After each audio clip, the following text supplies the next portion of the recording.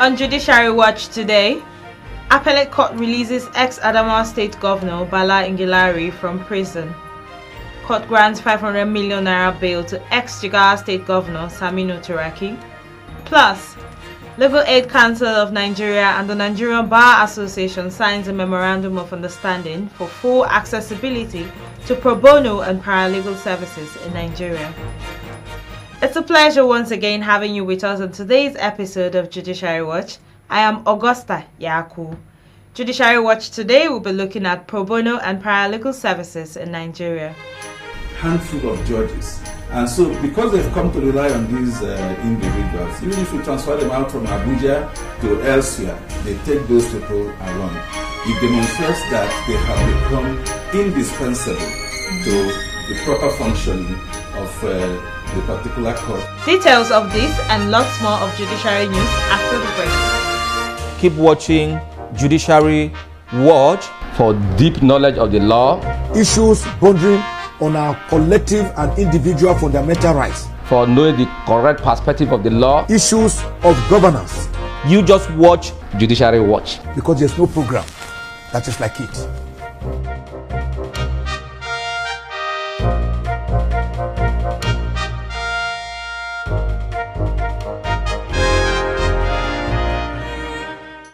Welcome back.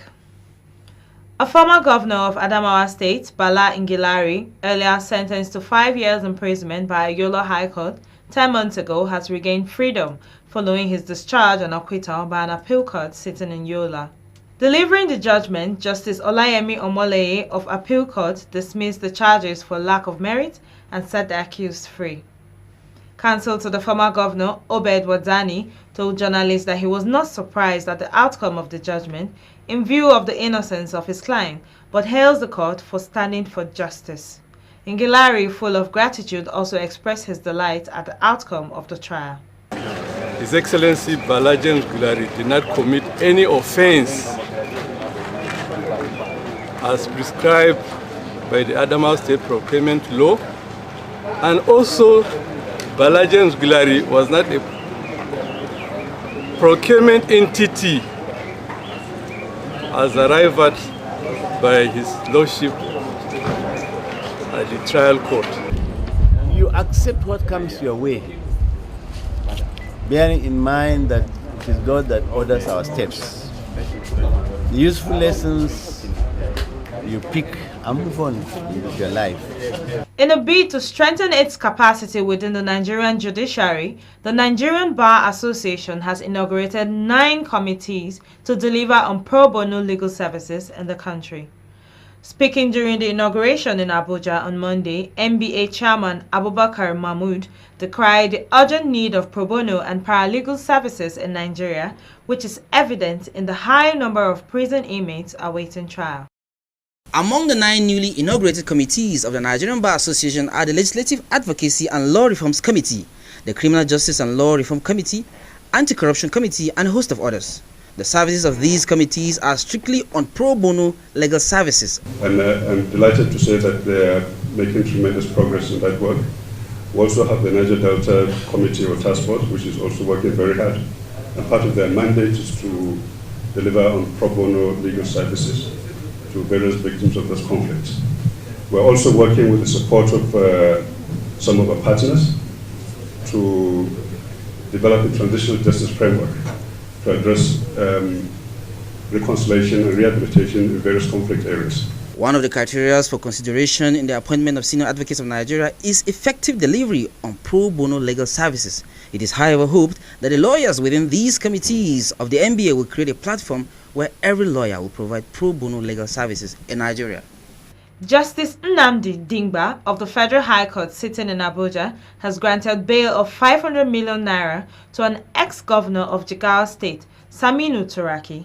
Turaki is facing a 32-count charge bordering on money laundering to the tune of 5 billion naira. About 10 conditions were also attached to the bail conditions, which includes 2 sureties with a sum of 250 million naira, an affidavit of means, as well as other stringent conditions.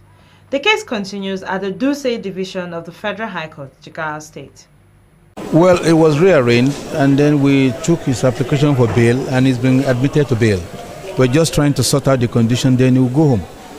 And then the matter is adjourned to 18th September, when the trial will commence. His Lordship entertained the matter, being the vacation judge for the entire 19 northern states. By the time they resume, the file will be going back to Duse in Jigawa State. This is Judiciary Watch. It's time for yet another break. Please don't go away. Keep watching Judiciary Watch for deep knowledge of the law, Issues bordering on our collective and individual fundamental rights. for knowing the correct perspective of the law. Issues of governance. You just watch Judiciary Watch. Because there's no program that is like this.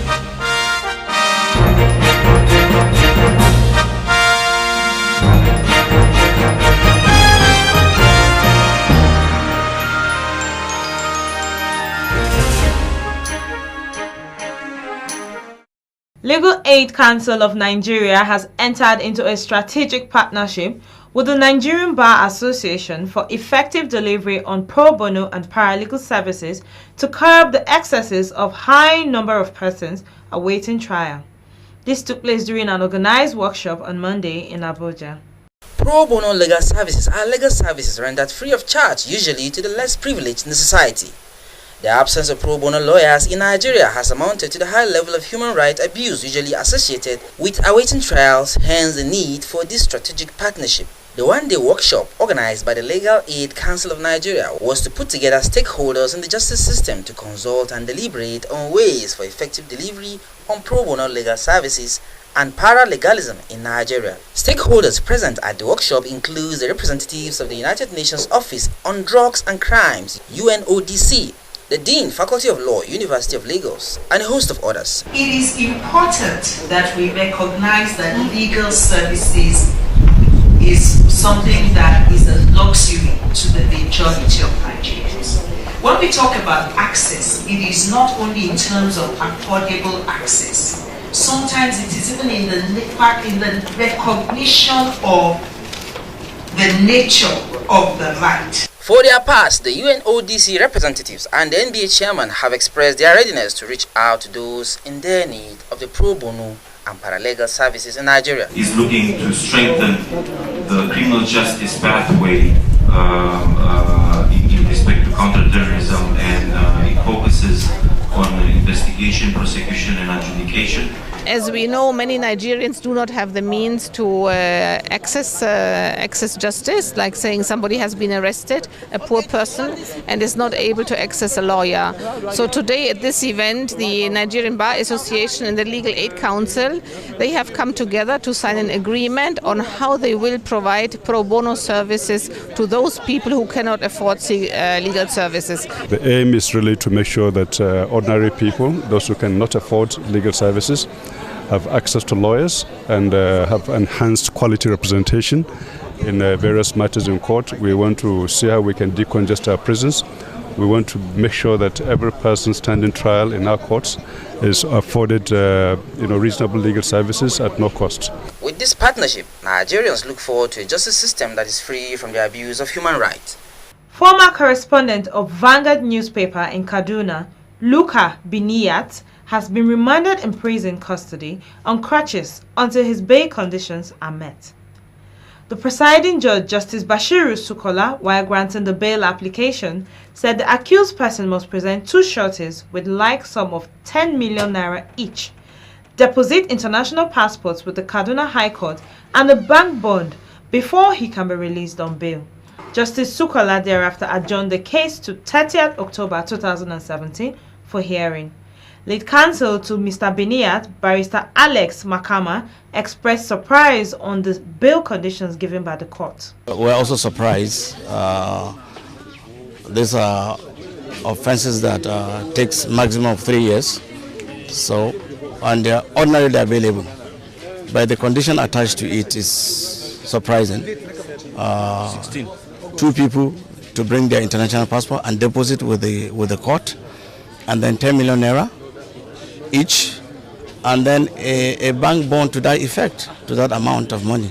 So we are really surprised about that. We are going to apply for variation of that bail order and see what the court ruling is going to be. That's to bring down the conditions. It is now time for our Judiciary Watch discuss. Keep watching Judiciary Watch for deep knowledge of the law, issues bordering on our collective and individual fundamental rights, for knowing the correct perspective of the law, issues of governance. You just watch Judiciary Watch, because there's no program that is like it.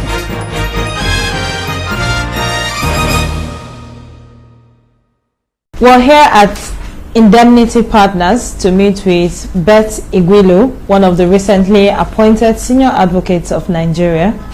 And we're going to be looking at pro bono and paralegal services today. You're welcome, sir. It's an honor having you on this episode of Judiciary Watch. And on behalf of the crew of Judiciary Watch, we say congratulations to you. Thank you very much. You're doing a great service. A lot of us appreciate it. Thank you. So on to our first question. What are pro bono legal services? Let's start from the phrase itself. Pro bono is of ancient origin. Pro bono publico, in fact, that's the way it's the full phrase. It means doing uncompensated legal work by lawyers, especially when it is for public good. It's important to emphasize that because you find that it's not about just being indigent. It's important sometimes to consider whether the recipients are deserving of such service. You find that certain interventions are of public importance. I see a lot of NGOs, especially those ones in the vanguard for women rights across the country. You give kudos to people like Odumake, I see all the time, fighting for women especially. And for such work, you find that they are NGOs, but they will need support because they are not receiving compensation for those public services they are rendering across the country. And so that you find that pro bono comes into play because that's the way lawyers across Nigeria as well who have experience go out to do pro bono work. So how important is pro bono service in Nigeria? It's critical because the ratio of lawyers to the citizens, why you might think that we are the proportion is good enough, but it's not. And then again, we have situations where the economic circumstances of the country has put a lot of people into situations of crime and criminality. You find a lot of people who are indigent, who cannot pay or secure legal services because it doesn't come cheap either. It does not come cheap. And the country itself, through the legal aid, has a statute to provide for indigency through the council. But you find that the council itself is understaffed, unmotivated, and so this yawning gap is there. The prisons are bristling with overflow, in fact, with a lot of people awaiting trials. When they come to court and there's nobody to speak for them, to advocate for them, they are simply returned to prison. And so it is important that the lawyers should do more. For the Legal Professional Privileges Committee, statutorily has made it a component, elements you must satisfy for for conferment of the rank of senior advocate. So it is mandatory. Whether you like it or not, you must do a certain number of pro bono cases. But it is important. It is important to build capacity. To build capacity to reach out to those people in prisons and who are awaiting trials and who cannot afford legal services. Very important. Okay, thank you, sir. So, paralegals, it's not a common term that we hear in our practice in Nigeria here. So, what or who are paralegals and what are their functions? Paralegals are individuals who have some knowledge of law. I mean, for instance, the terminology is involved. They are not properly trained as such as lawyers. But here in this jurisdiction, we have legal assistants.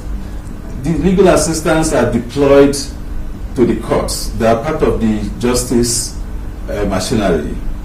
And what they do is to assist judges in searching for authorities, researching areas of law. But what we have found, unfortunately, is that some of them now, the judges now depend on some of them solely to do their job.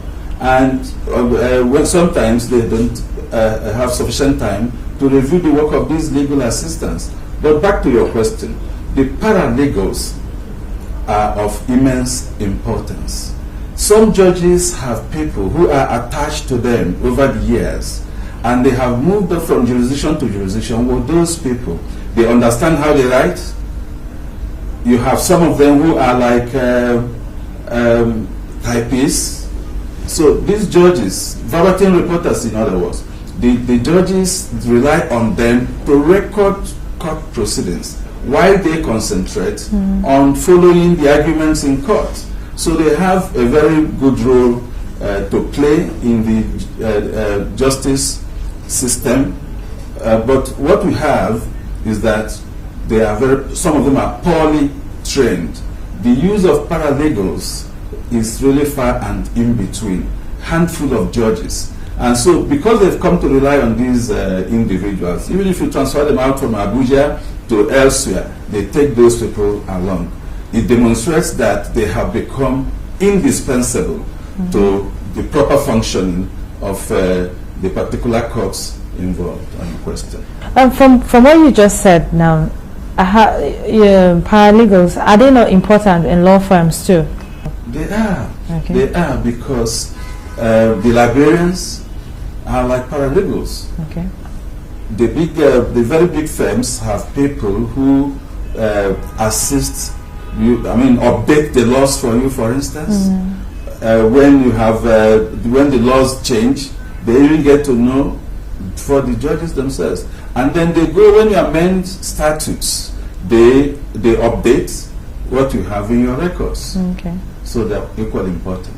And they will help law firms to deliver value to clients. Okay, so would you recommend, or should lawyers in practice, should they engage in the delivery of pro bono legal services also? I mean, apart from it being a requirement for the conferment of the senior advocates of Nigeria, should they carry out pro bono services? The lawyers are playing a great role. I have just mentioned the senior advocates.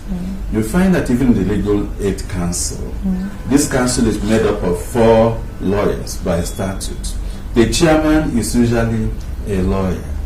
And then the Attorney General, a lawyer, is a member of... so there's a structured system. The only difference is that whereas the Legal Aid Council provides such services by salaried staff, pro bono does not require any payment. So the collaboration between the MBA and the Legal Aid Council should be encouraged. And then I guess that it could become mandatory, not just for attaining silk or senior advocate, but it should be mandatory as part of the continuing education for lawyers that you must be able to do some pro bono work over a certain time, over a given time. Okay. All right. So recently, the Legal Aid Council of Nigeria and the Nigerian Bar Association signed a memorandum of understanding for the effective delivery of pro bono paralegal services. What are your comments on that? Yes, some firms are already partnering with the Legal Aid Council. I know a number of firms are eager to do such work, but like I've said, it should be made almost mandatory. Okay. It should be made almost mandatory.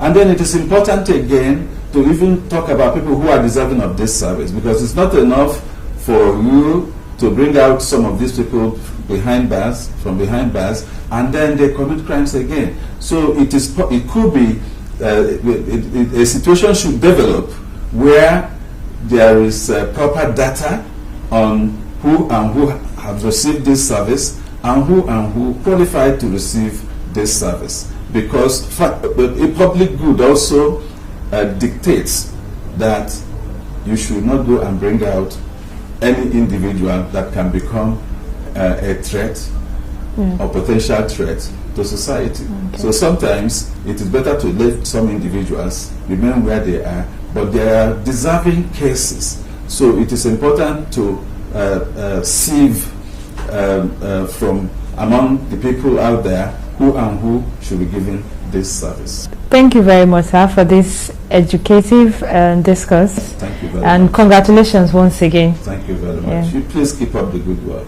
Yeah. Thank you too, sir. Thank you. Keep watching Judiciary Watch for deep knowledge of the law. Issues bordering on our collective and individual fundamental rights. For knowing the correct perspective of the law. Issues of governance. You just watch Judiciary Watch. Because there's no program that is like it.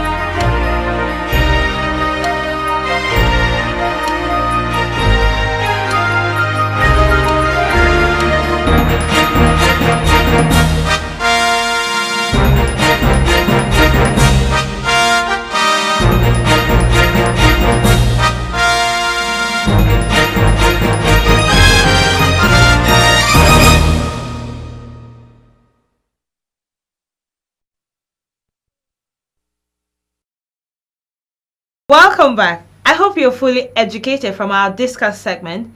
This is where we call it a day on Judiciary Watch today. Don't forget to send us comments and contributions on our email and social media platforms. And don't forget to always remain law-abiding.